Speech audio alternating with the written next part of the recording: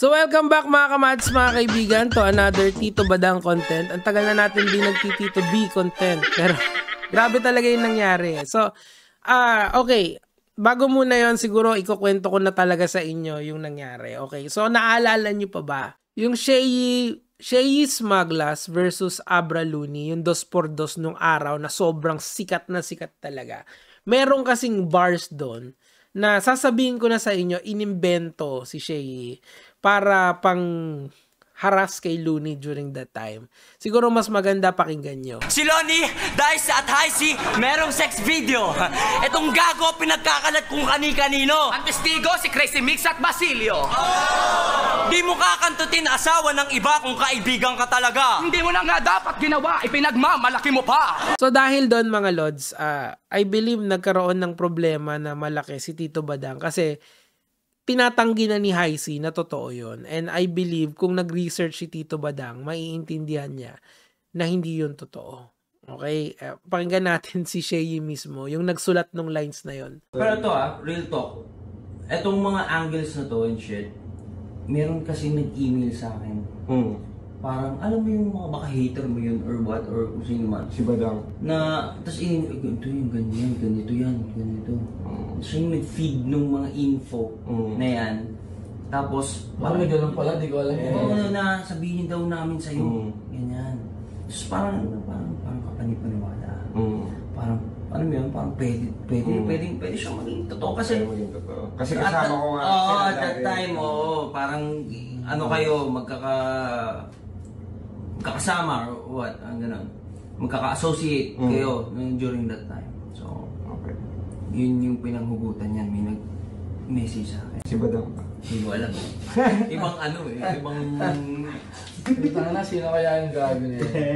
Si Badang. So at best, hearsay pala yon. So ewan ko kung anong pumasok kay Tito B na Si Badang. i-bring up niya pa ulit yon doon sa podcast ni Crazy Mix. Kasi dito nagsimula yung story. Siguro mas maganda if dahan-dahanin natin yung issue tas bumalik tayo doon sa pinagbulan. Kasi gusto ko sanang i-lay down muna yung fundamental basis nitong issue na to.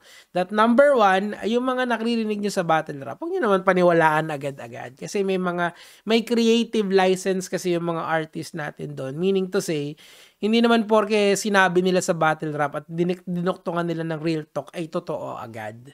Sometimes, kailangan nilang gawin yon para may hype doon sa battle nila and may kasunduan sila doon. Okay?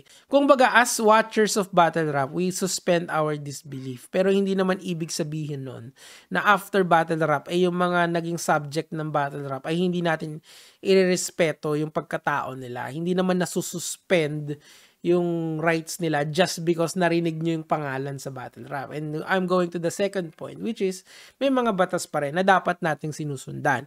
Hindi porke nabanggit na one time yung pangalan mo sa battle rap, lisensya na yon para magsabi ka ng mga hindi magagandang bagay dun sa tao. Kaya nga nagkaroon tayo ng problema nito. I think I've laid down the fundamental framework nitong ating video na to within the context of what just happened. Now, unti-untiin natin at pumunta na tayo doon sa mga video pagre-reacta natin. Tito Badang naman.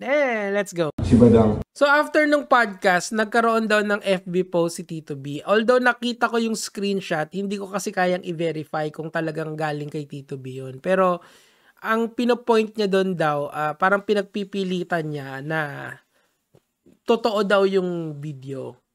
Pero in my opinion kasi parang invento lang ni Shei yun . Nagkaroon siya ng creative license para mapagtagpi-tagpi and to make it sound real. Diba? Sinabi niya nga, diba? Galing daw yun sa hater ni Looney. So meaning to say, you have to doubt the intention of the person na nagbigay ng info na yun kay Shei. Pakinggan uli natin para maliwanag sa inyo.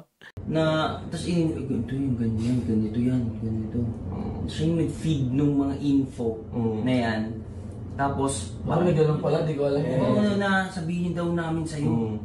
So magda-doubt ka talaga kung ano yung rason kung bakit binigyan siya ng info na yon. And those info ay delikado yon kasi of course, ang may liability doon yung magsasabi.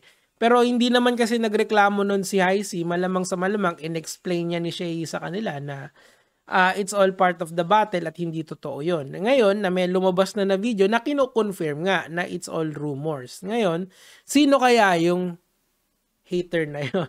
Si Badang. Ang nangyari kasi, it's most probably just rumors. Kaya nga nag-air quotes ng ganun si Shei. Kasi it's most likely the case na dinig-dinigan lang yun. Rinig-rinigan lang.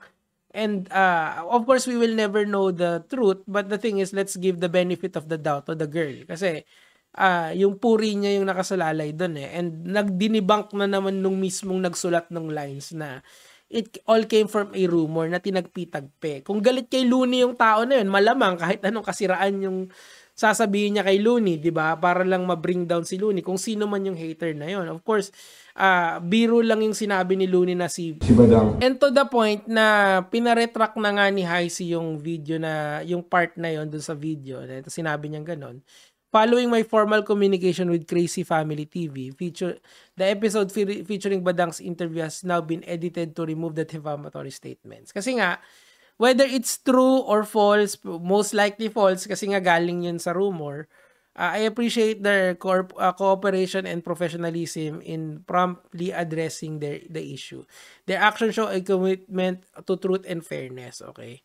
And as a reminder, the use and reposting of re-uploading of the removed or unedited portion may constitute to cyber libel.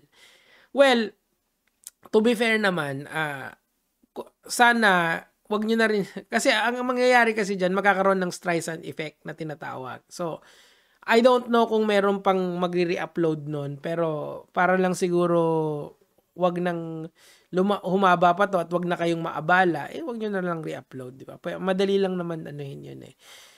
Intindihin yun. And dinibunk na rin kasi nung mismong nagsulat na sinabi niyang gano'n na yung info, in air quotes pa yung info na yun na galing yun sa hearsay or sa mga sa chismis. So you cannot say na totoo yun. And etong si Badang naman, ayan o, such material to avoid potential legal consequences. Ayan, respect, accountability, and responsibility online. So si Badang naman, in fairness sa kanya, humingi siya ng public apology or nagkaroon sila ng nagkaroon sila ng heart-to-heart ni... I'm not sure kung ano yung context nito, pero it seems to me na nag-apologize siya kay Heisey. Basahin natin. It takes courage to face the mess you've made and own up to it. He did it. The rest is in motion. Demands are on the table. Now we wait. Hindi ko alam kung ano yung specific demands na to. Si Badang. Pero it seems to me na nagkaayos na sila privately. Now, eto, basahin natin to. Nag-email na ako si Heisey, salamat. Okay, nag-reach out daw siya noong October 7 pa, a few days ago. So, tingnan natin to. Okay, tell your truth, ma'am, pagkatapos nung maling chismis, pag-usapan nyo in the Midnight Snack Podcast. Mukha namang hindi talaga totoo. I am born to be fun. Parang selective outrage naman si Heisey kasi sa battle ni Shei nag-umpisa yan. Pero hindi kasi may debunk na rin si Shei, 'di ba? Kung pinanood niyo yung sinabi niya doon sa video na 'yon, 'di ba? Kaya nga yun yung simula ni intro nitong video na to or yung first part nito, kung sakasakaling hindi ka umabot sa part na to, alam mo na agad na hindi totoo yung mga yon. It came from a hater ni Looney. Si Looney, sinasabi na yung hater na yon, I see.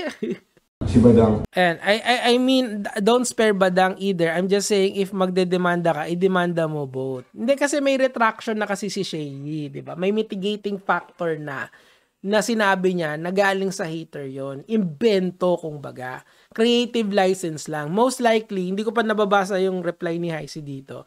Alam niya na biruan lang yon. At saka, wala na naman nagbi-bring up niyan eh. Yung buong laban na yun na Shei Abra, yung mas sumikat pa yung kwento mo sa Pagong eh, di ba? Kasi, or yung di mo na nga dapat ginawa, ipinagmamalaki mo pa. Yung mga angles na gano'n, yun yung mga tumatak sa tao, hindi ito, di ba? Okay. Parang pilit ka kasi idiin pero hindi lahat. Ayan.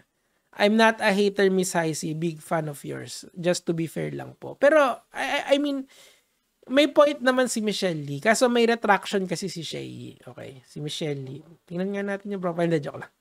Hi, I get what you mean and I appreciate that you're looking from both sides. Nothing is overlooked. But just to be clear, the issue isn't about who started what in a battle. It's about the line that was crossed outside of it. Yun nga, kasi nga, like what I've said sa inyo earlier in the video, di ba? Creative license yon. And pakinggan, and wag nyong seryosohin yung mga sinasabi sa battle rap, di ba? Parang yung kay Apex, 'di ba? Yung ano yun, yung Apex kliyente nung araw, 'di ba? Hindi naman pala totoo 'yun. Pero tumatak kasi nakakatawa siya eh. Yun yung isang problema sa pagba-battle rap. And ang problema lang kay Hicey, hindi naman siya battle rapper. So yung rights niya is notwithstanding, meaning to say hindi yun na-disqualify kasi nasabi yung pangalan niya sa isang battle rap, 'di ba? What is said in the performance is one thing. Ayun, di ba? Creative license. Kasasabi ko lang sa inyo. Ngayon, nakikita niyo yung integration.